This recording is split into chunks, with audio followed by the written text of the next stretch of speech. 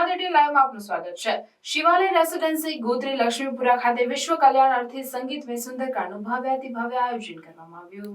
સુંદરકાંડનું હિન્દુ સનાતન સંસ્કૃતિમાં અનેરું મહત્વ છે। યુનિવર્સિટીના પૂર્વ સેનેટ અને સિન્ડિકેટ સભ્ય દીપક શાહે જણાવ્યું કે શહેરના પશ્ચિમ વિસ્તારમાં આવેલ લક્ષ્મીપુરા તળાવ પાસેની શિવાલય રેસિડેન્સી ખાતે સંગીતમય સુંદરકાંડનું સુંદર આયોજન કરવામાં આવ્યું હતું।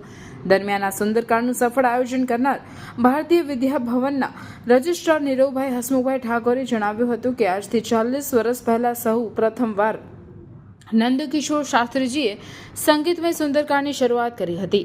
અશ્વિન પાઠક જેવા દિગ્ગજ સુંદરકાંડ પાઠકો પણ એક જ પારાયણની પંક્તિઓને 10 જુદા જુદા રાગમાં ગાઈ શકે તેવા નંદકિશોર શાસ્ત્રીજી અમદાવાદથી ખાસ સુંદરકાંડ માટે પધાર્યા હતા। તેઓ પોતે MA BEd કરી વેરાવળમાં સંસ્કૃતના પ્રાધ્યાપક તરીકે સેવા આપે છે એમ વડોદરાના પૂર્વ સેલ્સ ટેક્સ ઓફિસર મહેન્દ્રભાઈ ભટ્ટે જણાવ્યું હતું। આ કાર્યક્રમમાં શ્રી બોરસદ ઐદિત્ય સહસ્ત્ર બ્રાહ્મણ સેવા ટ્રસ્ટ વડોદરાના પ્રમુખ રજનીકાંતભાઈ આર જોશી તથા ટ્રેઝરર પ્રથમેશભાઈ શુક્લ, સમાજ, સરકારી તથા વિવિધ ખાનગી ક્ષેત્રના અગ્રણીઓ, શિવાલય રેસિડેન્સી લક્ષ્મીપુરાના પ્રમુખ સુરેન્દ્રસિંહજી પુવાર અને તમામ સભ્યોએ તથા મહિલા અને બાળ વિકાસ વિભાગ ICDSના નાયબ નિયામક દીક્ષાબેન ડોડિયા, યુનિવર્સિટીના પૂર્વ સેનેટ અને સિન્ડિકેટ સભ્ય તથા જાણીતા જૈન અગ્રણી દીપક શાહ વિશેષ ઉપસ્થિત રહ્યા હતા એમ નીરવ ઠાકરે જણાવ્યું હતું। શિવાલય રેસિડેન્સી લક્ષ્મીપુરા ખાતે એક સરસ મજાના સુંદરકાંડનું આયોજન અમારા નીરવભાઈ ઠાકર પરિવાર દ્વારા કરવામાં આવ્યું।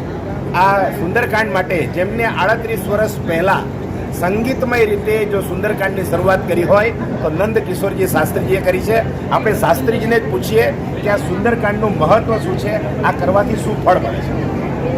સુંદરકાંડ સ્વામી તુલસીદાસજીએ એમના રામચરિત માનસમાં જે 5મું સોપાન લખ્યું સુંદરકાંડ, અમારે યથા નામો તથા ગુણા, જેવું નામ તેવા ગુણો, એટલે સુંદરકાંડ કરવાથી શારીરિક સુંદરતા વધે, સ્વાસ્થ્ય સુંદરતા આવે અને સામાજિક સુંદરતા આવે।